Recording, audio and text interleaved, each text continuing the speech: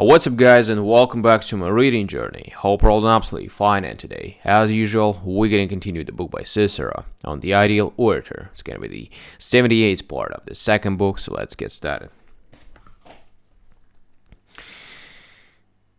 Jokes depending on words. Ambiguous remarks are especially clever, and they depend on words, not on content. They seldom, however, provoke much laughter. Rather, they are praised as neat and erudite sayings. For instance, the joke about Titius, the avid ball player, who was also suspected of breaking sacred statutes at night. When he failed to appear at Campus Martius, and his cronies were asking about him, Terentius Vespa executed him, saying that Titius claimed to have broken an arm. Or, for instance, when Scipio said, as we can read in Lucilius, "What about Decius? Want to pierce the little nut?" he said. Or again, as your friend Granius said, Crassus, he's certainly not worth a penny. And if you ask me, someone with a reputation for sharp-wittedness will be particularly good at this type of humor. But other types provoke more laughter. Ambiguous remarks, it is true, are quite highly esteemed in themselves, as I said before, since it seems a sign of cleverness to be able to give a word a meaning that no one else gives it.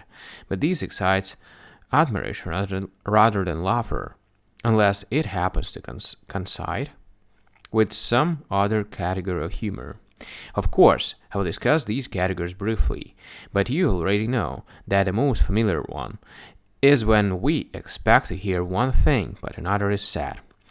When this happens, our own error makes us laugh. But if an ambiguity is added to this, it becomes more witty. For example, the bystander in Novius' play appears to be talking pity in a condemned debtor who is being led away. He asks, "For how much has he been handed over?" 1,000 sesterces.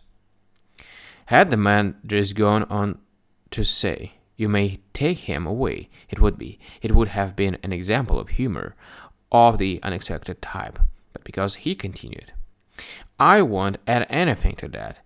You may take him away," adding an ambiguity, he was, at least in my opinion, extremely witty. This kind of thing is most delightful when two pleaders are debating and one of them picks up a provocative word from his opponent and uses it in a retaliation against his attacker, as Catullus did to Philippius.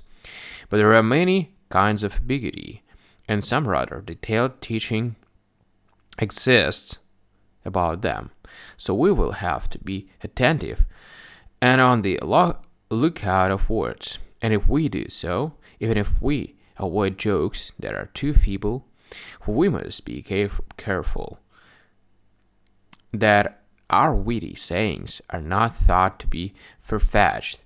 We can still make many clever remarks. Alright, guys, so we've done with another part, and we're going to continue tomorrow as usual on the next one. Thank you for joining me today in these reading sessions. See you tomorrow. Bye.